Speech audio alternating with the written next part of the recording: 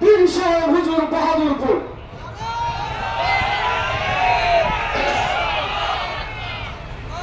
ইন্নাল হামদালিল্লাহ والصلاة والسلام على رسوله الكريم وعلى آله وأصحابه أجمعين صلى الله عليه وسلم. وقال تعالى يا أيها الذين آمنوا اذكروا الله ذكرا كثيرا وسبحوه بكرة وأصيلا. ওলামা মাশায়েখ সম্মেলনের সম্মানিত সভাপতি পীর সাহেব চরমনাই যেভাবে খানকার নেতৃত্ব দিচ্ছেন, আগামীতে জাতীয় সংসদ নির্বাচনে এদেশের মুজাহিদ মুসলিম জনতার ভোটে আপনাকে সংসদে মুসলমানের নেতৃত্ব দেওয়ার জন্য আজকে আল্লাহর হাতে বায়াত গ্রহণ করতে হবে। আপনারা আমরা বাংলাদেশের মানুষ সব রাজনৈতিক দলের শাসন দেখেছি, সবাই নিজেদের আখের গুছানোর জন্য ব্যস্ত।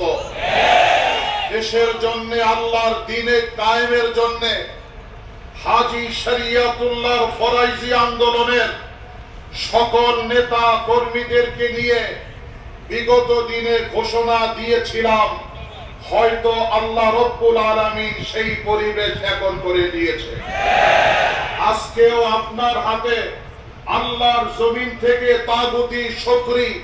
তাগুতি শক্তি অপপ্রচার দূর করবার জন্য, দ্বীন কায়েম করবার জন্য আপনার ইমামতিতে আমরা একসাথে কাজ করবার জন্য প্রস্তুত আছি।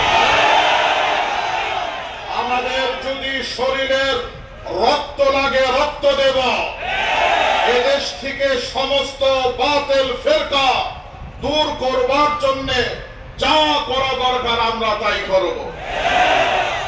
অধ্যাপক ইউনূস সাহেবকে একটু ধন্যবাদ দেই, আমার মুহতারাম মুসাদ্দিক বিল্লাহ ভাইকে, ইসলামিক ফাউন্ডেশনের বোর্ড অফ গভর্নরের সদস্য, যে আপনি যে একটা সঠিক সিদ্ধান্ত নিছেন এই জন্য আপনাকে ধন্যবাদ।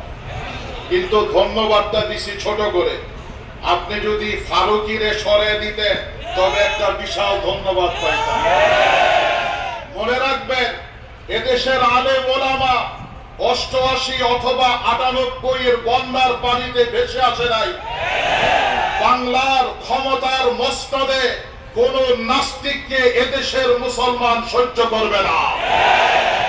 আগামী বাংলাদেশ ইসলামের বাংলাদেশ হবে।